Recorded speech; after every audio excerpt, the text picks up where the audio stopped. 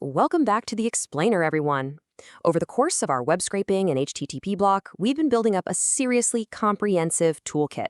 We started with fetching raw content, moved to parsing it, and recently scaled it all up to massive crawling. But today, we are placing the final, absolutely crucial puzzle piece into our utility belt. We're tackling Selenium, which is basically the master key for scraping dynamic websites. Here's the roadmap for today's Explainer. We'll start with Section 1, the dynamic web problem. Then, Section 2, controlling an actual browser. Section 3, explicit waits and interactions. Section 4, trade-offs and headless mode. And we'll wrap up with Section 5, the complete scraping toolkit. Let's dive right in. All right, kicking things off with Section 1, the dynamic web problem. So there's actually a pretty stark contrast between what a machine sees and what you see. When you use a fetching tool like requests, you just receive the page's raw initial HTML. But as we know, modern websites definitely don't stop there. They use JavaScript to load a ton of additional content way after that initial load. They pull in products from separate APIs, or they only load images when you physically scroll down the page. And because standard fetching tools don't run JavaScript, all that dynamic content, it simply won't be in the raw HTML. To a developer hunting for data, this is incredibly frustrating. To the scraper, it's like the data is completely invisible. Moving right along to Section 2, controlling an actual browser. To get around this invisible data problem, our special weapon is Selenium. You install the package using pip, but the real magic happens through something called a WebDriver.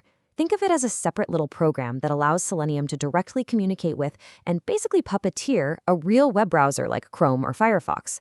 Now, the great news here is that modern versions of Selenium handle downloading and managing this WebDriver completely automatically on your behalf. You just create a driver object, like webdriver.chrome, and tell it to navigate to your target page using driver.get. If you think back to our earlier explainers, this mirrors the exact same general pattern we used with standard requests. And once the browser actually loads the page, extracting the data is going to feel really familiar. Selenium gives you methods like find_element and find_elements to pinpoint exactly what you want using CSS selectors or IDs. Then you simply extract the text using .text. It's the exact same hunting and gathering logic we so thoroughly discussed when we learned Beautiful Soup. Okay, let's jump into Section 3, explicit waits and interactions. Now, if you remember only one single thing from this entire explainer, let it be this definition right here. Because JavaScript takes time to run and fetch its dynamic content, your scraper will absolutely crash if it tries to look for an element before the JavaScript has finished loading it. It's just too impatient. Selenium solves this beautifully with an explicit wait. Basically, you're instructing Selenium to patiently keep checking for a specific element for a set number of seconds. It waits for the exact moment the element appears, rather than simply failing immediately if it's not there the instant the page initially loads. It's a lifesaver. And because Selenium is puppeteering a real browser, it doesn't just passively sit there and read data. It interacts. You can simulate actual authentic user actions. You can click directly on buttons using .click, type text straight into input fields with .send_ keys, and physically scroll down the page. These interactions are completely necessary for websites that require direct user action before their content will even show up. Let's look at a really practical scenario to make sense of this. Imagine you're scraping a product page, but the highly valuable user reviews are hidden by default. How do we extract them if a human literally has to click a Show Reviews button first?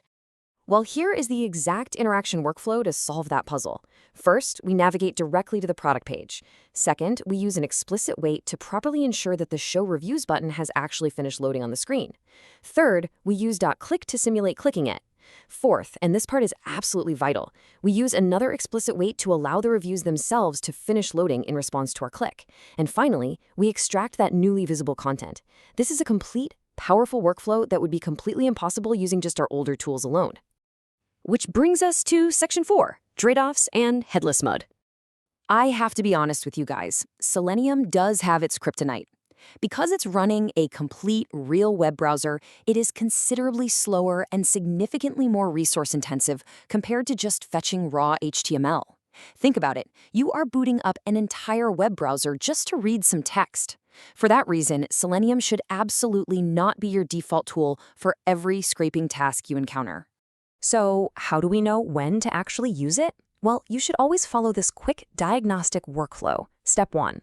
attempt to fetch the page with standard requests. Step 2, check if the data you need appears anywhere within that raw returned HTML. If it does, step 3, just use Beautifulsoft. It's going to work perfectly and it's so much faster. But if that specific data is totally missing from the raw HTML, you have a clear signal that the content is being loaded via JavaScript. Only then do you move to step 4 and escalate to Selenium. Now, when you do escalate to Selenium, there is a brilliant feature you really must know about called headless mode. I know it sounds a bit spooky, but it's incredibly practical. By default, Selenium opens a visible browser window that pops up on your screen. And that is fantastic while you're actively developing and testing your script, because you can actually watch what it's doing.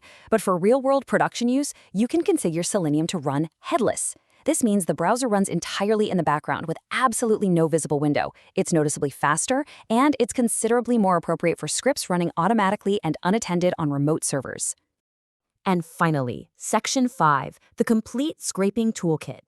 People often wonder how Selenium fits alongside a powerhouse framework like Scrapey. Well, they actually address two very distinct problems. Scrapey is built to efficiently crawl thousands of separate pages at a massive scale. Selenium, on the other hand, really excels at handling individual, dynamic, JavaScript-heavy pages. But what's really a game changer is that in real-world practice, it is completely common to combine them. You can use Selenium to render the complex JavaScript and then pass that final, fully rendered HTML directly into Scrapey or Beautiful Soup for the actual data extraction. And this right here brilliantly illustrates exactly when Selenium's specific strengths are required. Imagine scraping an infinite scroll job board. To get the data, you first have to simulate a user logging in by physically typing credentials into a form. Then you have to submit that login form. Then, to see anything beyond the first 10 jobs, you have to simulate page scrolling to trigger the website into dynamically loading more job listings. Neither Requests, nor Beautiful Soup, nor Scrapey could accomplish this on their own. Only Selenium can handle this complex choreography. Just take a look at this journey we've been on. We started with fetching raw content. Then we learned to parse it. Then we scaled it to massive production levels. And now we've totally solved the dynamic JavaScript puzzle. You have officially built a single, complete, and genuinely comprehensive toolkit capable of handling essentially any real-world web scraping scenario you might ever encounter. You should be incredibly proud of that. But wait, now that you are an absolute master of extracting data from anywhere on the web, what in the world are you going to do with it? Where do we securely and properly store all this massive data? Well, that brings us right to the doorstep of our next major block, databases. In our next explainer, we'll be diving straight into SQL Alchemy, which is a powerful database toolkit that will take all this data we've learned together and structure it beautifully. You definitely won't want to miss it. Keep learning, keep exploring, and I'll catch you in the next one.